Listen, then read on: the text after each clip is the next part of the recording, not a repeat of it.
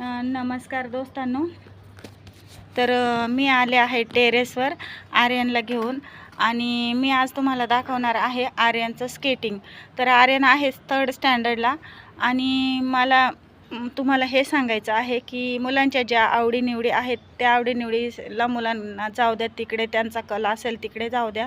आपण प्रेशर आणून इंजिनिअरिंग कर, हे कर, ते कर असं करू नका. आर्यन 2nd होता तेव्हापासून स्केटिंगचे शूज मागत होता, पण आम्ही निग्लेक्ट केलं होतं की नको नको पडशील, हे होईल, तुझा कोर्स नाही, तू अजून खूप छोटा आहे. पण आम्ही त्याला ते स्केटिंग आणून दिले आणि त्याला इतका इंटरेस्ट आहे की त्याला न कुठलाही कोर्स न करता, कुठलाही काहीच न करता आर्यन स्केटिंग शिकला. ना त्याला घरातून कोणी शिकवलं, ना त्याला स्कूलमध्ये ट्रेनिंग दिलं, ना बाहेर स्केटिंग कोर्स लावला होता. तो स्वतःच शिकला. यूट्यूबचे व्हिडिओ त्यांनी बघितले आणि शिकला तो. मी म्हणत नाही की अभ्यास घेऊ नका, अभ्यास पण करायला सांगा, पण त्यांच्या ज्या आवडीनिवडी आहेत त्याच्याकडे जास्त भर द्या. सगळ्या पालकांना मी हीच विनंती करेल की मुलांवर कुठल्याही गोष्टीचं बर्डन आणू नका. एखाद्या मुलाला सिंगिंगचा शौक असतो, एखाद्याला स्पोर्टमध्ये शौक असतो, कोणाला क्रिकेटमध्ये असतो, कोणाला कबड्डीत असतो, कोणाला वाचनाचा शौक असतो. तर मुलांकडं बघा, मुलांचं निरीक्षण करा आणि मुलांना त्या साईडला जाऊ द्या. तर आता मी तुम्हाला आर्यन दाखवते आणि आर्यन काय सांगतोय बघा आणि आपण त्याचं स्केटिंग बघू आणि स्केटिंग बघून नक्कीच कमेंट करून सांगा कसं वाटतंय, काय सुधारणा केल्या पाहिजे. तर हा बघा आर्यन.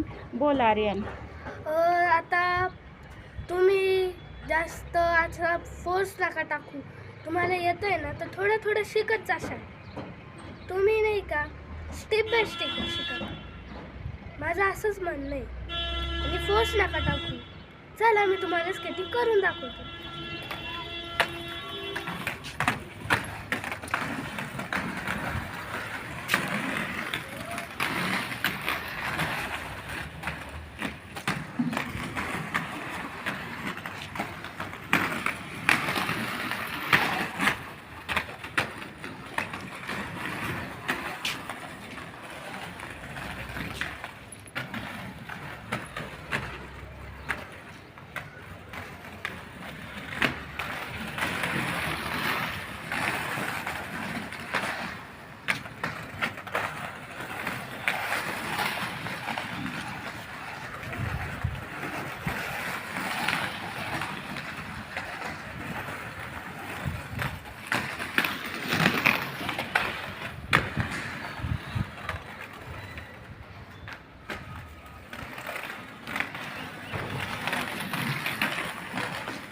तर बघा किती छान स्केटिंग करतोय आणि हे त्याला न कुठल्याही ट्रेनिंगने, ना कुठल्याही कोणी गायडन्सने आणि कोणीच नाही. स्कूलमध्ये पण त्याला शिकवलेलं नाही आणि घरी पण त्याचे आईवडील बिझी असतात.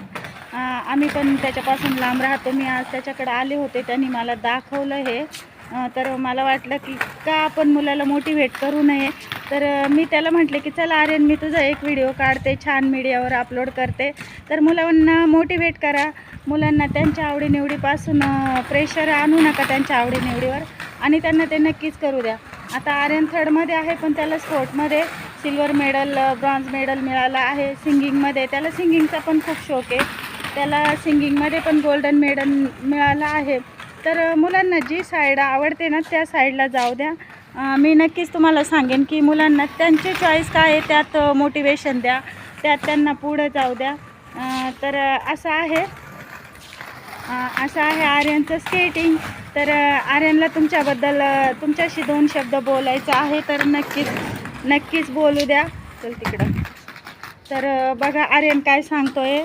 असा आर्यनचं स्केटिंग आहे आणि मला पण तेच सांगायचं आहे. मी व्हिडिओ याच्यासाठीच काढत आहे की मुलांवर कुठलंही बोधरेशन आणू नका. तर हा बघा आर्यन आणि आता तुम्ही बोला आर्यन बरोबर.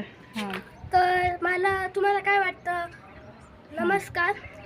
तुम्हाला काय वाटतं मी अजून इम्प्रूव्ह करू, काय तुमच्यासाठी व्हिडिओ आणू? तुम्ही आम्हाला कमेंट करा, सबस्क्राईब करा, लाईक करा. आम्ही सगळे व्हिडिओ आणू तुमच्यासाठी. आणि आमच्या चॅनलचं नाव आहे दिल की आवाज. त्याच्यावर हिंदी मराठी सॉन्ग पण असतात. आम्ही असे फनी आता व्हिडिओ पण टाकणार आहे. तर लाईक करा, शेअर करा, सबस्क्राईब करा आणि कमेंट करा. कारण की तुमचे एक लाईकने आम्हाला खूप मोटिवेशन भेटतं. नमस्कार. थँक्यू. धन्यवाद. धन्यवाद. तर हा आहे आर्यन आणि आता मी व्हिडिओ अपलोड करते. तर मी व्हिडिओ बनवण्याचं एकच कारण होतं की मुलांवर कुठलंही बोद्रेशन आणू नका.